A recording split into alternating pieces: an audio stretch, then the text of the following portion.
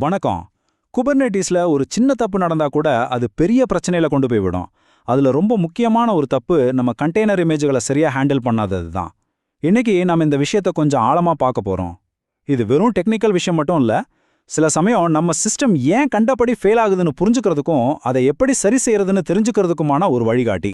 நம்ம எதை பத்தி எல்லாம் பேச போறோம்னு பார்த்தா, முதல்ல ஒரு இமேஜ் பேரோட அடிப்படை விஷயங்களை பார்க்கலாம். அப்புறம் டேக் வர்சஸ் டைஜஸ்ட், இது ரெண்டுக்கும் இருக்கிற முக்கியமான வித்தியாசத்தை தெரிஞ்சுப்போம்.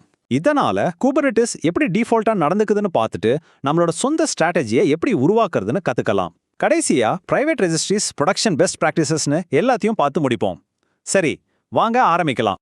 சரி, முதல்ல இருந்து ஆரம்பிக்கலாம். ஒரு கண்டெய்னர் இமேஜ்னா முதல்ல என்ன, நாம கொடுக்குற பேரை குபர்னெட்டிஸ் எப்படி புரிஞ்சுக்குது, இத பத்தி முதல்ல தெளிவா தெரிஞ்சுப்போம். ஒரு கண்டெய்னர் இமேஜ்னா என்னன்னு யோசிச்சிருக்கீங்களா? அது ஐக்கியால இருந்து ஒரு ஃபர்னிச்சர் பாக்ஸ் வாங்குற மாதிரி தான். அந்த பாக்ஸ்குள்ள அந்த ஃபர்னிச்சரை அசெம்பிள் பண்ண தேவையான ஸ்க்ரூ, மரப்பலகை, இன்ஸ்ட்ரக்ஷன்ஸ்னு எல்லாமே இருக்கும். நீங்க அந்த பாக்ஸை எங்க கொண்டு போய் திறந்தாலும் அதே ஃபர்னிச்சரை தான் உங்களால உருவாக்க முடியும். அதே மாதிரி தான் இந்த இமேஜ்குள்ள உங்க அப்ளிகேஷனோட கோட், அதுக்கு தேவையான லைப்ரரிஸ், ரன் டைம்னு எல்லாமே பேக் பண்ணியிருக்கும். சரி, இப்போ இந்த இமேஜுக்கு ஒரு அட்ரஸ் இருக்கு. அதான் இந்த ரெஃபரன்ஸ். இதுல 4 முக்கியமான பாகங்கள் இருக்கு. முதல் பாகம் ரெஜிஸ்ட்ரி. இது ஒரு பெரிய ஆன்லைன் லைப்ரரி மாதிரி, டாக்கர் ஹப்னு வச்சுக்கோங்களேன். ரெண்டாவது இமேஜோட பேரு. இது அந்த லைப்ரரியில இருக்கிற ஒரு குறிப்பிட்ட புத்தகத்தோட பேர் மாதிரி. மூணாவது டேக்.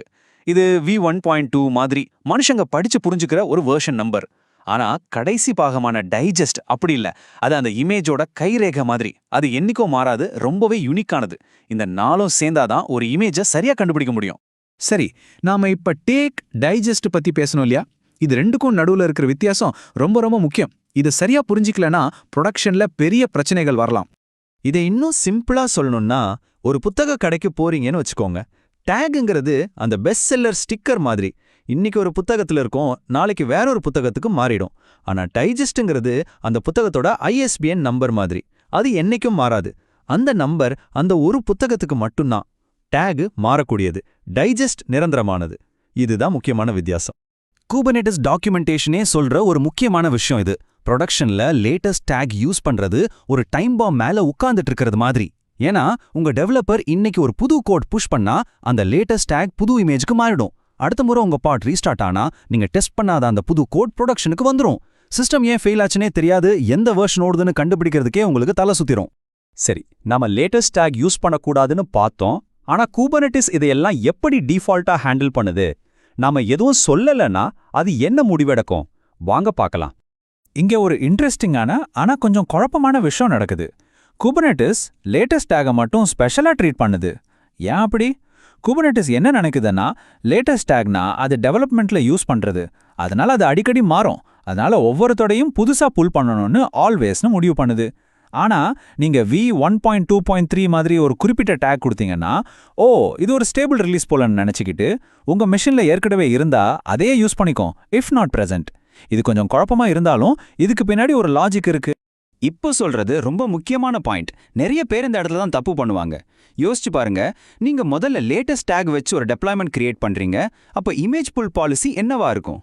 ஆல்வேஸ், சரிதானே? கொஞ்ச நாள் கழிச்சு அந்த டெப்ளாய்மெண்ட்டை எடிட் பண்ணி இமேஜ் டேகை V1.0ன்னு மாத்துறீங்க. இப்போ பாலிசி இஃப் நாட் பிரசன்ட்டுக்கு மாறுமா? மாறாது. முதல்ல என்ன செட் ஆச்சோ அதே ஆல்வேஸ் பாலிசி தான் தொடரும். இது ஒரு ஸ்டிக்கி செட்டிங் மாதிரி. நீங்க டெப்ளாய்மெண்ட்டை டெலீட் பண்ணிட்டு புதுசா கிரியேட் பண்ணா மட்டும்தான் இது மாறும். சரி, குபர்னெட்டிஸோட டிஃபால்ட் பிஹேவியர்லாம் பார்த்துட்டோம். இப்போ நம்ம எப்படி இதை ஒரு வெறும் செட்டிங்கா பார்க்காம நம்மளோட தேவைக்கேற்ற ஒரு ஸ்ட்ராட்டஜியா மாத்துறதுன்னு பார்க்கலாம். இந்த இடத்துல நீங்க உங்களையே ஒரு கேள்வி கேட்டுக்கணும். உங்களுக்கு என்ன முக்கியம்? எப்பவும் லேட்டஸ்ட் இமேஜ் தான் வேணுமா, இல்ல சிஸ்டம் ஸ்டேபிளா, அதாவது நிலையா இருந்தா போதுமா? அதாவது ஃப்ரெஷ்னஸா இல்ல ஸ்டெபிலிட்டியா? இது ரெண்டுக்கும் நடுவில் ஒரு தேர்வு செஞ்சுதான் ஆகணும். ஆல்வேஸ்னு செட் பண்ணீங்கன்னா உங்க ப்ரையாரிட்டி ஃப்ரெஷ்னஸ். எப்பவும் லேட்டஸ்ட் கோட் தான் ரன் ஆகும். ஆனா இதுக்கு ஒரு விலை இருக்கு. உங்க ரெஜிஸ்ட்ரி டவுன் ஆச்சுன்னா உங்க பாட் ஸ்டார்ட் ஆகவே ஆகாது. இஃப் நாட் பிரசன்ட் நேர் எதிர். இது ஸ்டெபிலிட்டிக்கு முக்கியத்துவம் கொடுக்குது. நெட்வொர்க் இல்லாட்டியும் உங்க மெஷின்ல இருக்கிற இமேஜை வச்சு பாட் ஸ்டார்ட் ஆயிடும். ஆனா நீங்க ஒரு பழைய அவுடேட்டட் வெர்ஷனை ரன் பண்றதுக்கு வாய்ப்பு இருக்கு. நெவர் ரொம்பவே ஸ்பெஷல். அதாவது நீங்க மேனுவலா நோட்ல புல் பண்ணி வச்சிருந்தா மட்டும்தான் இமேஜ் ரன் ஆகும். இது உங்களுக்கு முழு கண்ட்ரோல் கொடுக்கும். ஆனா நிறைய மேனுவல் வேலை இருக்கும். இதுவரைக்கும் நாம பேசினது எல்லாமே டாக்கர் ஹப் மாதிரி பப்ளிக் ரெஜிஸ்ட்ரிக்கு ஓகே. ஆனா நிஜமான ப்ரொடக்ஷன்ல நம்ம இமேஜஸ் எல்லாம் பிரைவேட் ரெஜிஸ்ட்ரியில தானே இருக்கும். அப்போ அந்த மாதிரி செக்யூரான இடத்துல இருந்து எப்படி இமேஜை புல் பண்றது அத பத்தி இப்ப பார்க்கலாம். இதுக்கு குபர்னெட்டிஸ்ல சில வழிகள் இருக்கு. ரொம்ப காமனா யூஸ் பண்றது இமேஜ் புல் சீக்ரெட்ஸ். இது இல்லாம ஒவ்வொரு நோட் லெவல்லயே கான்ஃபிகர் பண்ணலாம். இல்லனா இன்னும் அட்வான்ஸ்டா கியூபெட் கிரெடென்ஷியல் ப்ரொவைடர் பிளகின்ஸ்லாம் கூட இருக்கு. ஆனா இது எல்லாத்துலயும் ரொம்ப சிம்பிளான ரெக்கமெண்ட் பண்ற வழி இமேஜ் புல் சீக்ரெட்ஸ் தான். வாங்க அது எப்படின்னு பார்க்கலாம். இது ரொம்பவே சிம்பிள். முதல்ல உங்க யூசர் நேம் பாஸ்வேர்டை வச்சு ஒரு சீக்ரெட் ஆப்ஜெக்ட் கிரியேட் பண்ணணும். ரெண்டாவதா உங்க பாட் டெஃபினிஷன்ல இமேஜ் புல் சீக்ரெட்ஸ்னு ஒரு ஃபீல்டுல அந்த சீக்ரெட்டோட பேரை சொல்லிடணும். அவ்வளவுதான். இன்னொரு படி மேல போய் ஒவ்வொரு பாட்லயும் சொல்லதுக்கு பதிலா ஒரு சர்வீஸ் அக்கவுண்ட்ல இதை ஆட் பண்ணிட்டா அந்த நேம் ஸ்பேஸ்ல இருக்கிற எல்லா பாடுக்கும் ஆட்டோமேட்டிக்கா இந்த சீக்ரெட் கிடைச்சிடும். ரொம்ப ஈஸி இல்லையா? சரி, இவ்ளோ நேரம் நாம நிறைய விஷயங்கள் பார்த்தோம். இது எல்லாத்தையும் தொகுத்து ப்ரொடக்ஷன்ல ஃபாலோ பண்ண வேண்டிய முக்கியமான சில பாயிண்ட்ஸா இப்ப பார்க்கலாம்.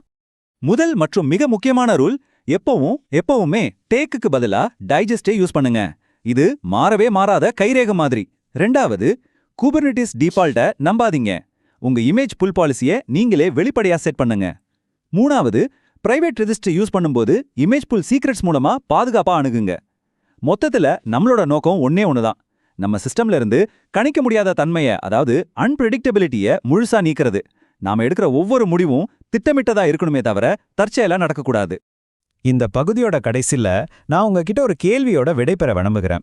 நீங்க இப்போ உங்க ப்ராஜெக்ட்ல ஃபாலோ பண்ற இமேஜ் மேனேஜ்மெண்ட் முறை நீங்களா யோசிச்சு எடுத்த ஒரு முடிவா, இல்ல குபர்னெட்டிஸோட டிஃபால்ட் செட்டிங்ஸ்ல தற்செயலா அமைஞ்ச ஒண்ணா? யோசிச்சு பாருங்க. இந்த கேள்விக்கான பதில் உங்க சிஸ்டமோட நம்பகத்தன்மையை தீர்மானிக்கும். மீண்டும் சந்திப்போம்.